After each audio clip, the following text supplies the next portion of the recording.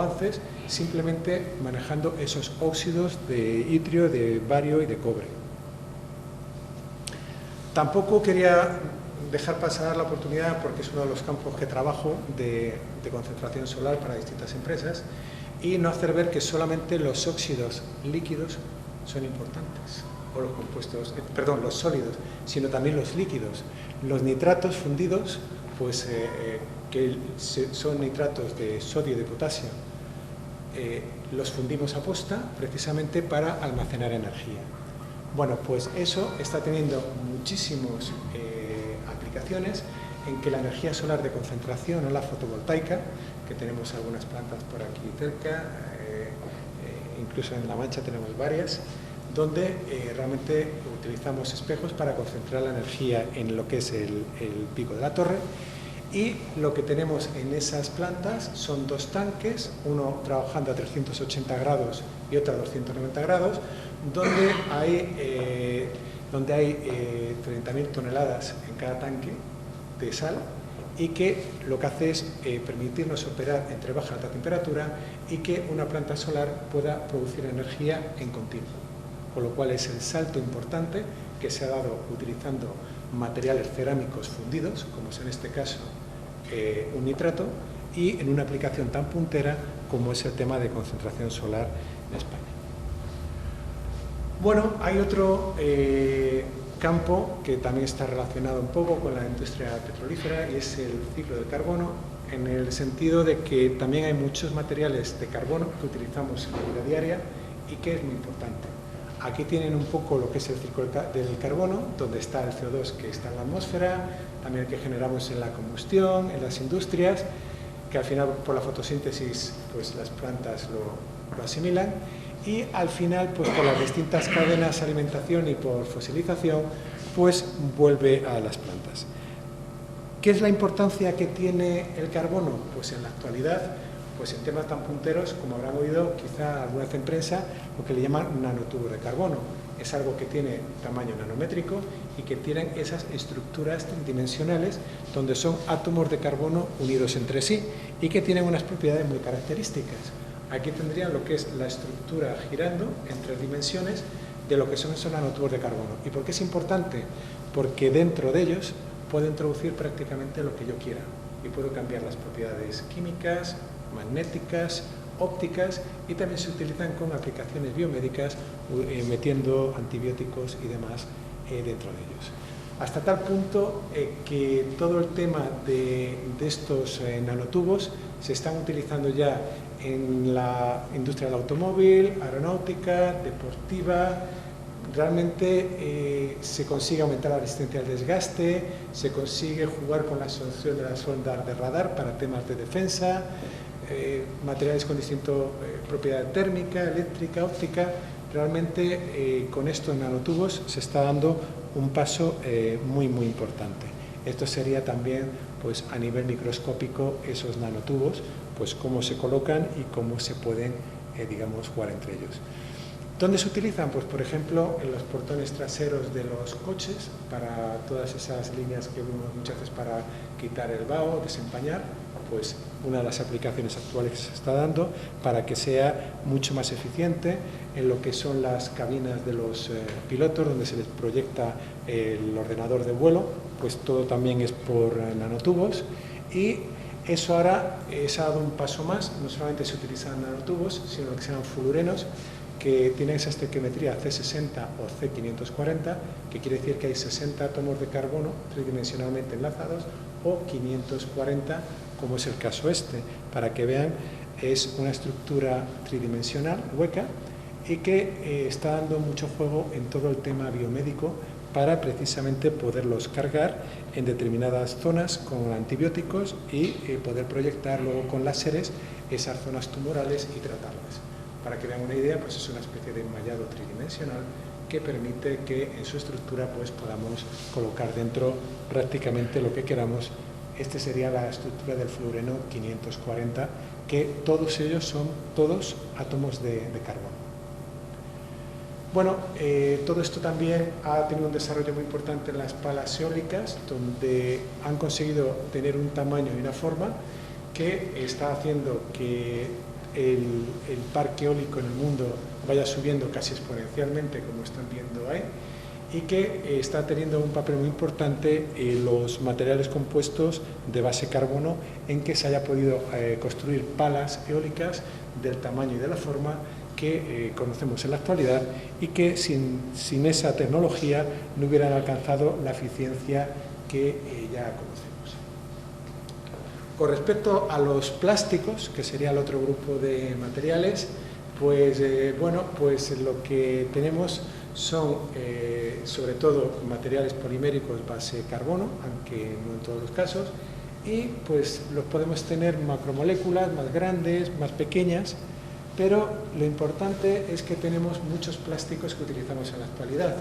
Tenemos plásticos que hemos fabricado nosotros, como elastómeros, adhesivos, papel, pero también tenemos muchos casos de materiales naturales, como es la madera, el caucho o incluso los huesos o la piel, pues son un ejemplo también de materiales poliméricos en distintos estados. Bueno, esto sería un poco lo que es la química, pero aquí vemos por muchísimos casos una papelera, lo que son luminosos, temas de intermitentes, y bueno, lo importante es que cuando nosotros deformamos un polímero, pues siempre hay una parte que no se deforma, y por eso pues el polímero tiene unas propiedades especiales.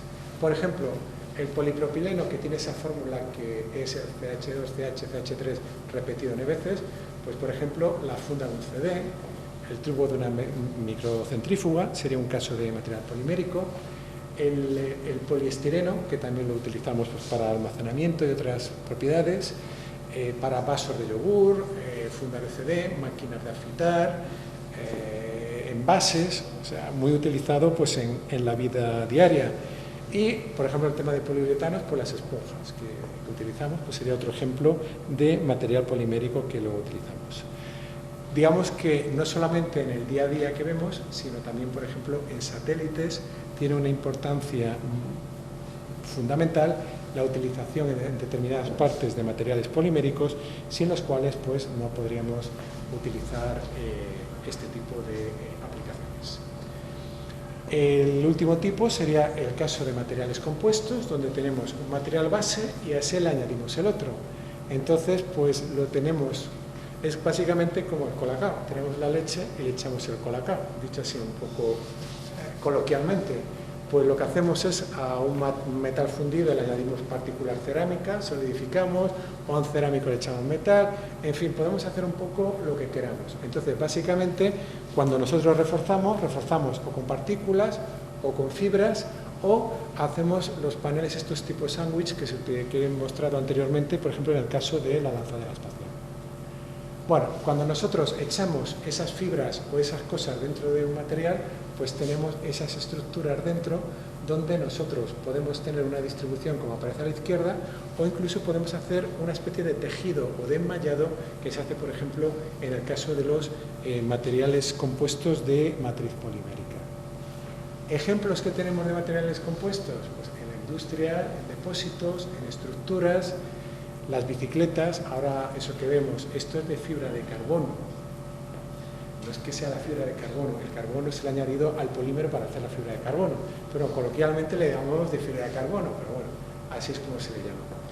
Las bicicletas, todo el tema del material deportivo, raquetas, las botas de esquí, y todo el tema de náutica deportiva, o digamos, que no son los petroleros ni los grandes buques, que son de fibra de vidrio en muchos casos. Pero bueno, ahí tenemos un poco la evolución desde el acero, lo que eran los cohetes, el Apolo 12 y tal, ¿no? Que madre mía lo que se metía la gente, pero pues ahí está el ejemplo, y en lo que ha evolucionado con los materiales compuestos. Bueno, pues ahí vemos un poco el ayer y el hoy, pero como decía, que tampoco pensemos que ya los metales son del ayer, sino que en el hoy pues conviven los metales y también los materiales compuestos, que quizás lo que en prensa pueden oír como que es lo más sofisticado. Y, sin embargo, en volumen de materiales utilizados, pues no llega al 8%. Con lo cual, pues, no hay que perder un poco eso de vista. Ejemplos, pues, las raquetas, los esquís, pues que también son una mezcla de materiales compuestos, refuerzos de titanio. Digamos que quizá en el material deportivo más sofisticado es donde se puede encontrar quizá un botón de muestra de lo que es la combinación de materiales, que es como realmente se llegan a temas interesantes. Estructura tipo sándwich, como lleva también la lanzadera espacial, lo tenemos en un esquí. Y para que tengamos una idea de pues, uno de los aviones que ha salido de última generación, el 787, pues que sí, 50% de materiales compuestos, pero aluminio un 20%, titanio un 15% y los aceros, que no se los quita encima ni la aviación, el 10%.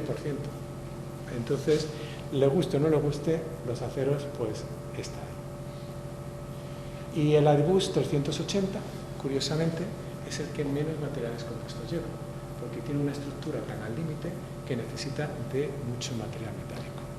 O sea que el evolucionar en diseños no significa quitar materiales metálicos, sino en muchos casos, pues en el caso del 380, el nivel de materiales compuestos baja al 25% nada más. Y bueno, pues como ejemplo curioso, el que se llamaba avión invisible, que no sé por qué, que es muy visible, pues era algo tan sencillo como recubrir toda la superficie con una película de oro. Recubrieron con una película de oro muy finamente, y entonces esto lo que hace es que el oro dispersa las ondas y las refleja, digamos que las repele, y es como si no estuviera, da un vacío en el espacio. Pues con oro no solamente se utiliza para los anillos, sino para hacer que los aviones pues sean invisibles. Por eso pues también es un ejemplo muy curioso. Bueno, esto de los compuestos ya lo hemos visto, esto también. Y bueno, quizá pues hablando de frenos de fibra de carbono, por poner un ejemplo también de material compuesto curioso, por lo que son la zona de los frenos, toda la zona de carcasas de frenos en los Fórmula 1, son unos materiales compuestos pero de base cerámica, son unos nitruros de boro que son pues, muy interesantes. Y en las toberas de admisión al motor, pues también son unos materiales compuestos de fibra de carbono. Bueno, yo quería hacerles un poco una reflexión en este sentido de que, bueno, cuando nosotros diseñamos los materiales, lo que tratamos es de ver lo que llamamos el ciclo de vida de los materiales para ver que la química que ese material lleva, pues qué impacto va a tener en el medio ambiente, puesto que nosotros podemos seguir este proceso de ver los materiales, elaborarlos, diseñarlos, producirlos, pero nosotros cuando tenemos un uso o un rendimiento en servicio, como pongo aquí, nosotros al final de la vida de ese material lo que vamos a tener es unos residuos, y lo que tenemos que ver como corazón del ciclo de vida es si esos materiales se van a poder reciclar. Con lo cual, pues, va a ser un tema muy importante, puesto que ahora pues lo que es el dictamen medioambiental de lo que vamos a tener después de X años cuando clausuremos una planta, pues es un tema muy importante a tener en cuenta en cuanto a lo que es la química o lo que es la corrosión o el deterioro que va a sufrir esa planta en servicio, y qué es lo que nos vamos a encontrar al final, puesto que lo que nos interesa es que se recicle el máximo de material en servicio. También lo que nos tenemos que preguntar siempre es si lo que hemos diseñado al final va a tener que aguantar algún esfuerzo mecánico, una presión hidrostática, como sería el caso de un submarino, un esfuerzo cortante, una compresión, una tensión, o lo que sería un esfuerzo biaxial, lo que sería pues, un reactor o un recipiente a presión en la industria. Esto es muy importante, puesto que nosotros a priori muchas veces estamos muy confundidos en lo que es la resistencia que esperamos a un material. Y por eso, para finalizar, les he buscado una película que es muy curiosa, donde yo lanzo un poco la pregunta al auditorio: ¿qué piensan que es más resistente a un impacto? ¿Un avión o un Jeep Cherokee?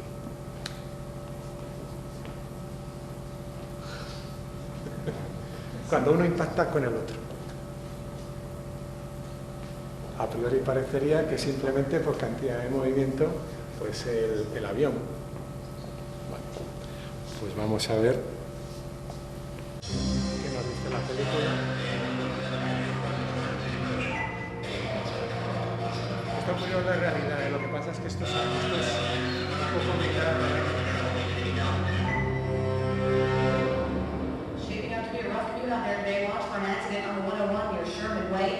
We're just getting word. 405 southbound has been shut down completely. It's like some sort of police activity. It's kind of clear for a 2-mile stretch. We're running team off the way to Victory. As soon as we get more information, we'll let you know. In the meantime, we'll get you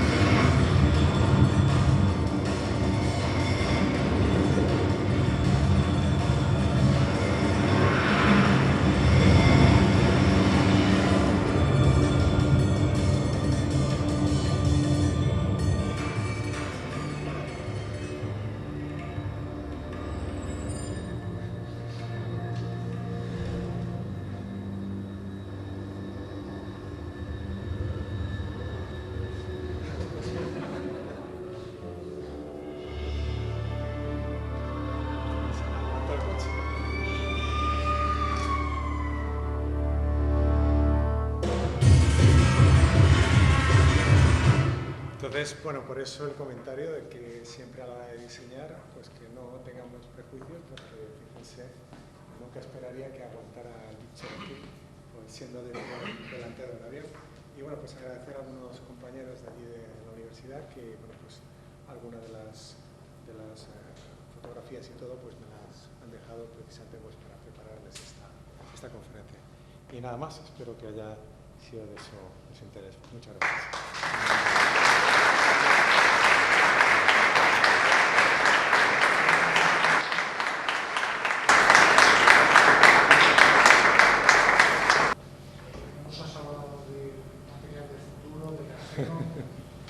Ópticos sí que tendrán alguna relevancia, pero en temas estructurales se fabrican en unas láminas extremadamente delgadas sobre una serie de materiales.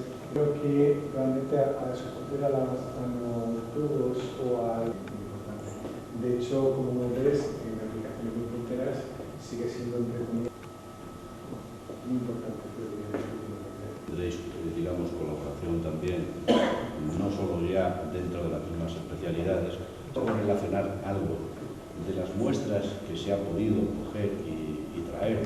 Digamos, esos productos o planetas están en otras condiciones de presión y temperatura para ver que se tienen propiedades muy distintas con la misma composición. Materiales, sobre todo lo que se denominan como modelos de forma, no sé si los he oído, son materiales que están.